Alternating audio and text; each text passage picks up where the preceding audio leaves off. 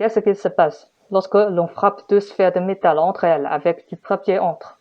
Au point de collision, le choc produit assez de chaleur pour brûler le papier. Lors du tournoi de physique, nous avons dû étudier ce qui se passe lorsqu'on conduisait cette expérience, mais avec cette fois une feuille d'aluminium entre les sphères. On observe alors un motif particulier, des anneaux ou rides concentriques. Nous allons observer l'évolution de ce motif sous l'influence de différents paramètres: l'épaisseur, l'élasticité et la plasticité de l'échantillon placé entre les sphères, le rayon et la dureté des sphères, la contrainte appliquée et l'énergie cinétique de l'impact. Intéressons-nous d'abord la théorie. Lors de la collision, des sphères écrasent l'aluminium et le repoussent sur les côtés, ce qui crée un motif interne. L'aluminium repoussé sur les côtés s'accumule et forme alors des rides.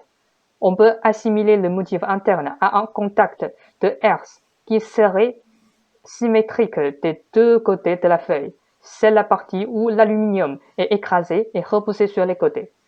On peut ainsi relier la force appliquée, le diamètre des sphères et le rayon de la déformation.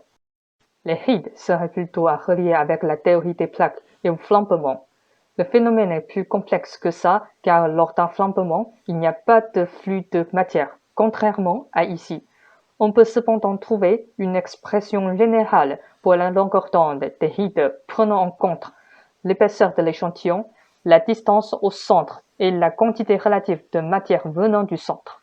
Pour réaliser cette expérience, nous avons utilisé des sphères en métal de 38 mm et des feuilles d'aluminium du commerce. La contrainte est appliquée via un étau avec des stabilisateurs pour éviter que les sphères ripent. En effet, nous avons vite remarqué que le phénomène fonctionnait tout avant avec une contrainte quasi isostatique qu'avec une collision. Les motifs sont ensuite pris en photo en utilisant une lumière circulaire pour avoir une illumination et un contraste isotrope autour du motif.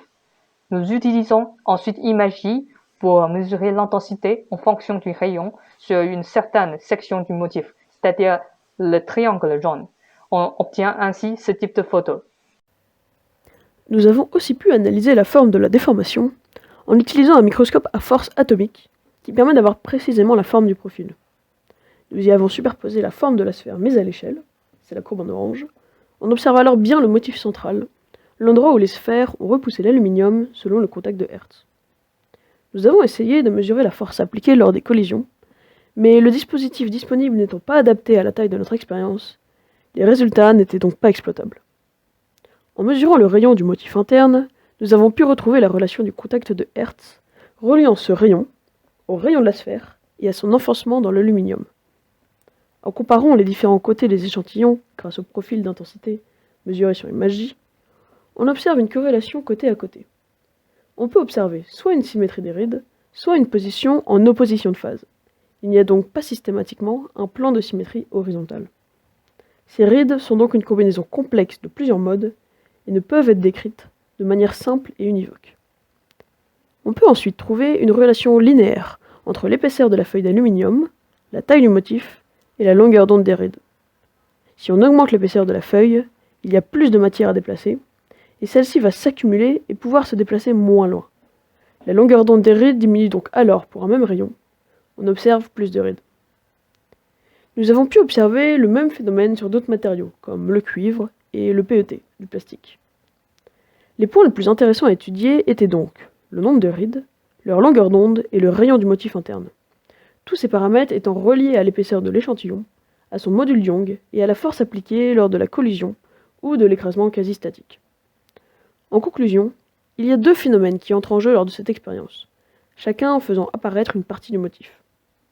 Le contact de Hertz forme le motif interne, qui dépend alors du rayon de la sphère, de la force appliquée et du module de Young de l'échantillon. Le flambement crée en partie les instabilités ou les rides, qui sont la combinaison de plusieurs modes complexes et sont reliés à l'épaisseur de l'échantillon et au flux de métal éjecté lors du contact de Hertz, et donc de la force appliquée. Pour comprendre ce phénomène, nous aurions tout intérêt à l'analyser plus en profondeur avec d'autres matériaux et à trouver un moyen de mesurer la force appliquée lors des impacts, celle-ci entrant en compte dans tous les phénomènes.